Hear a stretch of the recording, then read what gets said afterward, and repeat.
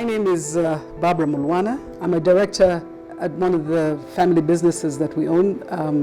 I am part of the Mulwana group of companies. In this journey that I've had from when my dad passed away in 2013 and my brother, my sister and I took over the family business, it's been a time of I guess challenges because as you can imagine, you've just lost your father. Yes, we were running the businesses, but now this is an opportunity where it's now in your hands. And so it's one in your hands, but then you're still grieving for your father. So how do you balance that emotional side of your head and then also the side where you have to seriously just look at the business? How do you take it forward together with the amazing people that we have in the business who have had the same passion, who have, I think more importantly, have had the values that are important, that are aligned to us. Because remember, in business,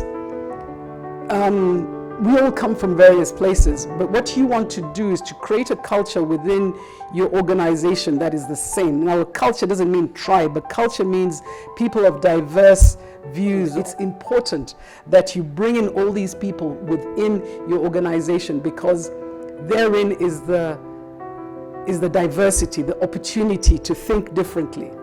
And if you don't do that and you're constantly just re-engineering yourself, bringing the same people, you will never get those new, innovative, different ideas that you need to get.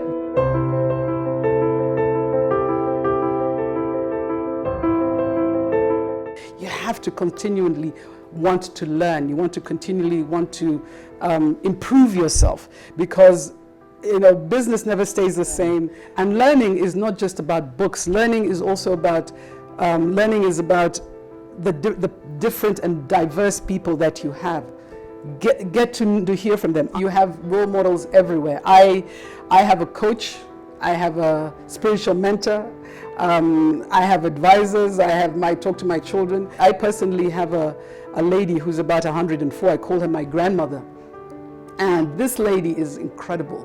But every time I go to her, I think she speaks to the values that are important in somebody's lives.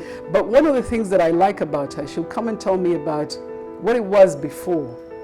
And she'll come and tell me things like, love your children, care about your children, listen to your children. But you see, when she says that to me, and I'm doing that for my children, I'm also thinking about my workers.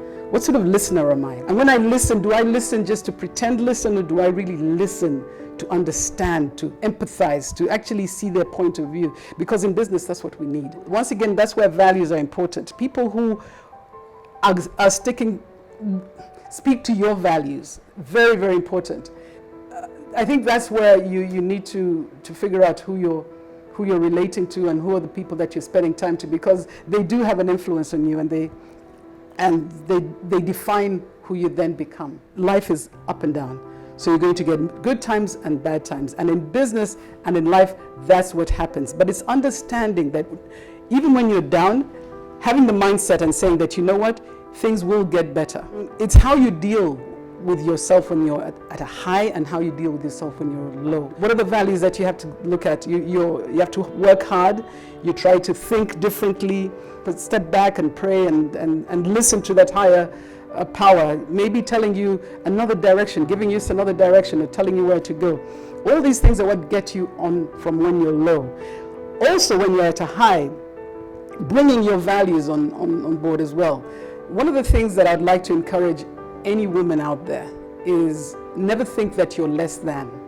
Always know that your voice matters. Stop being timid, stop being afraid. Push yourself.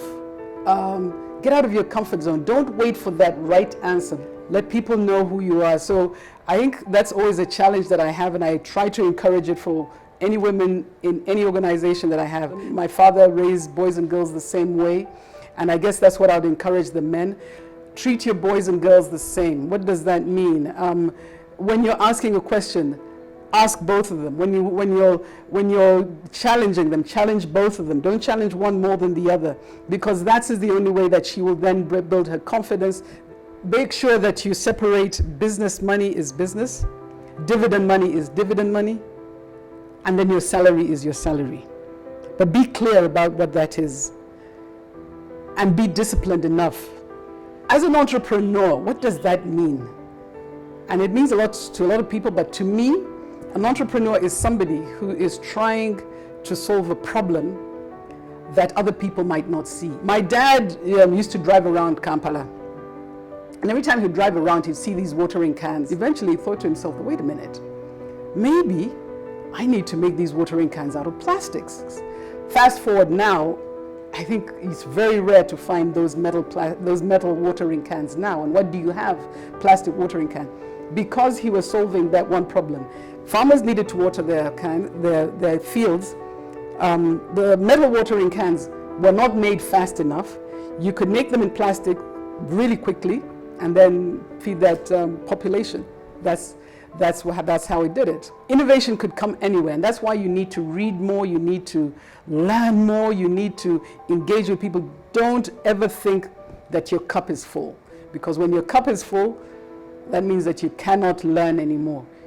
Always think of it as you're probably a quarter. Be kind, be honest, and be truthful. And the other thing is that you have to be true to yourself, because people will see that. If you try to be something that you're not, it will fail. So I wish you all the best. Have fun, enjoy yourselves, and you will make it. And you might fail, but you get up, you dust yourself, and you get back up.